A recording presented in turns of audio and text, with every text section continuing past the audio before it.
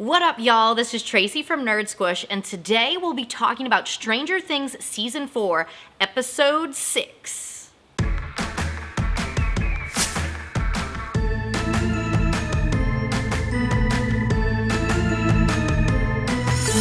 Rolling right along with our recap and review of all the episodes of Season 4 of Stranger Things, we're hit with another doozy. I know I say that every episode, but it's just so good. This season's so good. If you're new here, this is Nerd Squish, where we take everything spooky and we take everything nerdy and we squish it all together. So if you like Stranger Things, horror movies, and nerdy things, definitely hit that subscribe button so you can see more videos from us in the future. Now, before we get into the nitty gritty, here is your spoiler warning for everyone that has not watched the show. If you haven't watched the show, what are you doing here? Go to Netflix, watch the show, and then come back. I'll be here, I'll be waiting for you, and then we can relive it together. But in the meantime, spoiler warnings, it's getting juicy. In this episode, we're opening with the aftermath of Patrick's death. Jason is of course taking it very hard, as he's already had to suffer the loss of his girlfriend and now his basketball teammate. Eddie is unfortunately named the person of interest, and Jason goes into full satanic panic.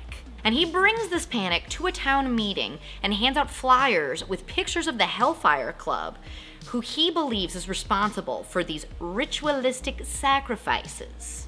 Now, the scary thing about this is satanic panic was a real thing in the 80s. Now, you can say that it's still around. There are definitely groups and people that still bring that energy, but satanic panic, it was like wildfire in the 80s. As, you know, you had people like Tipper Gore fighting the music at the time, and people like Twisted Sister. And of course, D&D was also another one of the victims of the satanic panic. Because, those darn whippersnappers and their Dungeons and Dragons, clearly they're killing people, right? Our California crew has finally made it to Susie's house, which is quite possibly one of the most terrifying hot messes I have ever seen in my life. How many children are living in this house? But the good news is that Susie finds the location of the Nina Project. Back at the secret facility, Brenner is explaining to Elle that she experienced something so traumatic and so terrible that she buried these memories because she doesn't want to remember them.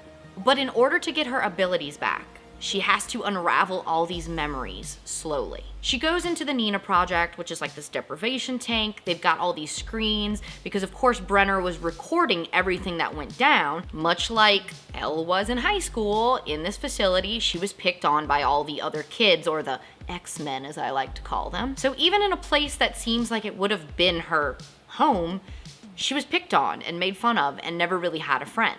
The only real friend that she has is an orderly that works at the facility that teaches her how to master her abilities. Now, shortly after this, Elle sees the orderly in a room being tortured by guards while Brenner overlooks. And in an attempt to not be caught, she runs away to the Rainbow Room, where she gets hardcore bullied. I mean, hardcore. And it just never gets easier to watch kids being bullied. I mean, anybody being bullied. It sucks, and it's stupid, and bullies suck. Can we all agree on that? And it's especially hard because poor Elle really just has not had a break from bullies this season. Joyce and Murray are of course still stranded with their crash landing in a snowy area. No one is around. They have Yuri tied up and they're begging for the location of the prison, and of course he's only offering that for money. So they go back and forth and argue with him, and they're like, okay, well, we're not gonna get anything out of him, so we're just gonna leave. Whatever. And then they basically let him know, well, if we leave, you're going to die. You will die. There may not be people over here, but there's animals, and you're tied up defenseless. So there's either take us to the prison or you die. And so he's like, okay, you know what? Fair point. So they develop a plan to pull a little switcheroo to sneak into the prison, in which Murray will pretend to be Yuri, taking the American prisoners, who of course will be played by Yuri and Joyce. In the Russian prison, Hopper, Enzo, and a few other prisoners are taken into this room at this big elaborate meal, and they're all just loving it, freaking out, thinking this is the greatest thing ever. Hopper, he's just sitting there getting drunk. my dude, because he realizes what this is. He's not gonna tell them, but he knows what this is. So they're all talking about why he's so somber, and one of the other prisoners reveals that he kind of also knows. He's seen these prisoners go into this room, come out all fat, sassy, and full of grease on their faces, only to battle a monster the next day. So this is essentially their last meal before their certain doom. After reuniting with Eddie, our Hawkins crew has discovered that there is a gate to Vecna's world at Lover's Lake. So the older teenagers of this group, Steve, Robin, Nancy, and Eddie, head out to the middle of Lover's Lake to kind of figure out what's going on with this gate. All while the rest of the crew, which is Dustin, Max, and Lucas, have to stay on the shore to kind of like keep an eye out. So they get to the middle of the lake, and Steve decides, okay, there's only one way to really figure this out. Rips the shirt off, lets the chest hair hang out, and he dives into that water. This scene is hilarious because you have like all the crew on the shore and they're watching through the binoculars, and Dustin's like, oh God, the chest hair. I told him to shave it, but he says the ladies love it. And that's when Max is like, give me those. And she's like, let me see it. I want to see the chest hair. And it's hilarious. So clearly, Steve is right.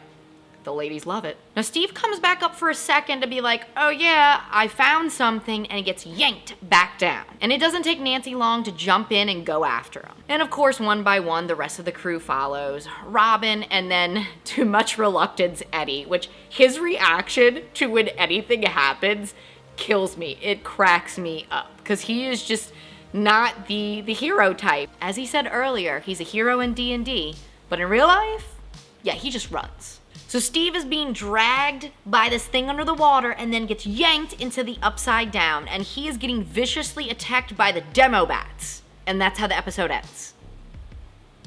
That's how it ends. So we're all panicking.